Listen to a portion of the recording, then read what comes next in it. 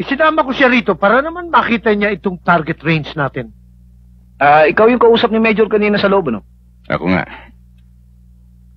Meron ba kayong ganito sa probinsya? Wala. Maliit lang yung bayan namin. Siguro mga tinatarget nyo doon latan at pas yung bote. Oo, yun nga. Bakit hindi mo subukin? Sa ibang araw na lang. Sige, sir. Subukin mo ng masalat mo. Sarge, nakikita mo yung korting tao na yun? Ang patatamaan mo, yung bilog sa dibdib, papapasukin mo, ha?